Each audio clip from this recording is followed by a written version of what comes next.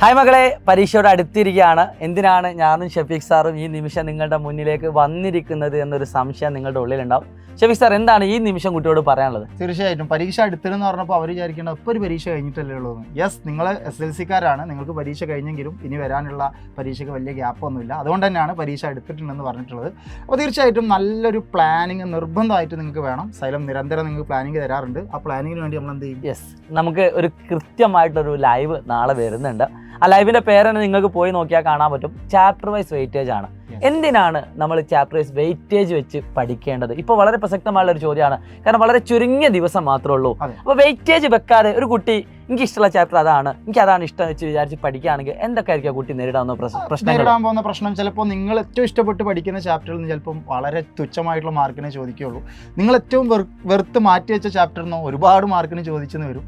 അപ്പോൾ നമ്മളുടെ പ്ലാനിങ്ങിൻ്റെ ഉദ്ദേശം അതൊക്കെ തന്നെ ഉള്ളൂ. നിങ്ങൾക്ക് കൃത്യമായി പറഞ്ഞു തരിക എന്തൊക്കെയാണ് നിങ്ങൾ ചെയ്യേണ്ടത്.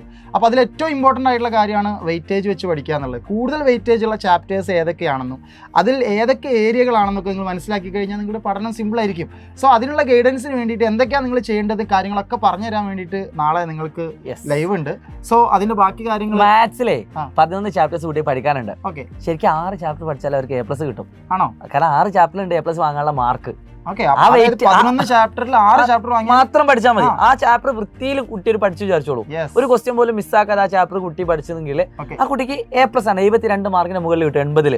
അതേസമയത്ത് 7 ചാപ്റ്റർ പഠിച്ചാൽ ആ കുട്ടിക്ക് 80 മാർക്കാണ്, ഫുൾ മാർക്കാണ്. അതിലപ്പുറം ഈ കുട്ടിക്ക് നേടാനൊന്നുമില്ല. അപ്പോൾ അങ്ങനെയാണ് വെയിറ്റേജിന്റെ ഒരു പവർ എന്ന് പറയുന്നത്. സോ ഓരോ സബ്ജക്ട്, ഇപ്പൊ ഞാനിപ്പോ മാത്സിന്റെ മാത്രമായിട്ട് ഒരു വെയിറ്റേജ് ഇട്ട് വിചാരിച്ചോളൂ സാറേ. അപ്പൊ അതിന്റെ ഇടയിൽ കമന്റ്, സാർ ഇതുപോലെ എനിക്ക് ഇംഗ്ലീഷ് തരുമോ, ഇതിലും പോലും എനിക്ക് കെമിസ്ട്രി തരുമോ? എല്ലാം കൂടി ഒറ്റ ലൈവിൽ തന്നാൽ അത് നിങ്ങൾക്ക് തീരുമാനം. അപ്പൊ കെമിസ്ട്രിയുടെ കാര്യത്തിലാണെങ്കിൽ 7 ചാപ്റ്റർ ഉണ്ട്. ആ 7 ചാപ്റ്ററിൽ കേൾക്കാണ് ലാസ്റ്റ് 2 ചാപ്റ്റർ ഉണ്ട്, ഓർഗാനിക് കെമിസ്ട്രി. അത് മാത്രം പഠിച്ചു പോയ ഒരു കുട്ടി, ഞങ്ങൾ A+ന്റെ കാര്യമില്ല, 40 മാർക്കല്ലേ, പക്ഷെ അത് മാത്രം പഠിച്ചു പോയ ഒരു കുട്ടിക്ക് തീർച്ചയായിട്ടും ആ എക്സാമിൽ 20ഓളം മാർക്ക് അല്ലെങ്കിൽ 15ഓളം ലെവലിലേക്ക് വരെ എത്താനുള്ള വെയിറ്റേജ് അതിലുണ്ട് എന്നുള്ളതാണ്. അപ്പൊ ഇങ്ങനെ എല്ലാത്തിന്റെയും വെയിറ്റേജ് ഒക്കെ അറിഞ്ഞു വെക്കുകയും അതനുസരിച്ച് പോയി പഠിക്കുകയൊക്കെ ചെയ്താൽ തീർച്ചയായിട്ടും നിങ്ങൾക്ക് പഠനം എളുപ്പമാവുകയും ചെയ്യും. ഒന്നും അറിയാതെ നമ്മൾ ഒരു കാര്യത്തിലേക്ക് ഇറങ്ങിത്തിരിക്കുന്നതും കാര്യങ്ങളൊക്കെ കൃത്യമായിട്ട് അറിഞ്ഞുകൊണ്ട് ഇറങ്ങിത്തിരിക്കുന്നതും നല്ല വ്യത്യാസമുണ്ട്. ഓക്കെ, നമ്മൾ ഈ കുട്ടികളൊക്കെ പലപ്പോഴും പറയാറുണ്ട് എക്സാം എന്ന് പറയുമ്പോൾ ഒരു യുദ്ധം പോലെയാണെന്നത്. നമുക്ക് അങ്ങനെ തോന്നാറില്ല. പക്ഷെ ഒരു ഫാക്ടർ അവരുടെ ഉള്ളിൽ വെച്ചാൽ ടെൻഷനാണ്. യുദ്ധത്തിന്റെ മുമ്പ് നമുക്ക് ടെൻഷൻ ഉണ്ടാവും. ആ ടെൻഷൻ ഉണ്ട്. അപ്പൊ യുദ്ധം പോലെയൊക്കെ പറയുമ്പോൾ നിങ്ങൾ അങ്ങനെ തന്നെ കരുതിക്കോ. ഒരു യുദ്ധത്തിന് ഇറങ്ങുന്നതിന് മുമ്പ് എവിടുന്നൊക്കെയാണ് അമ്പ് വരികയെന്നും എവിടെയൊക്കെയാണ് വെടിയുണ്ട വരിക നമ്മൾ മുന്നേ അറിഞ്ഞു വെച്ചാൽ ആ സ്ഥലത്തെത്തുമ്പോൾ നമ്മൾ ഷീൽഡ് കാണിച്ചാൽ പോരെ. ഓക്കെ, അപ്പൊ അതൊക്കെ അറിയുന്ന ആളുകളോട് ചോദിച്ച് അല്ലെങ്കിൽ അറിയുന്ന ആളുകൾ അതൊക്കെ പറഞ്ഞു വരുമ്പോൾ അതിന്റെ കീഴിൽ നിങ്ങൾ പഠിക്കുമ്പോൾ തീർച്ചയായിട്ടും നിങ്ങൾക്ക് എഫക്റ്റീവ് ആയിരിക്കും. സോ നാളെ വൈകിട്ട് കൃത്യം 7 മണിക്ക് പറയുന്നില്ല, കൂടുതൽ പറയുന്നില്ല, നിങ്ങൾ എല്ലാവരും വരിക. പിന്നെ അസ്ത്ര ബാച്ചിൽ ഇതുവരെ ജോയിൻ ചെയ്തിട്ടില്ലെങ്കിൽ താഴെ നമ്പറിൽ വിളിച്ചുകൊണ്ട് നിങ്ങൾ ജോയിൻ ചെയ്യുക. ഉറപ്പായിട്ടും നല്ലൊരു റിസൾട്ട് നേടാൻ നിങ്ങൾക്ക് അത് സാധിക്കും.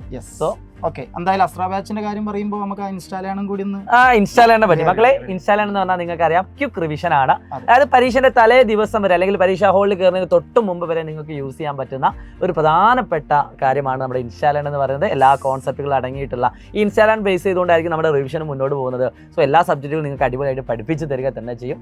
Wish you all the best. By.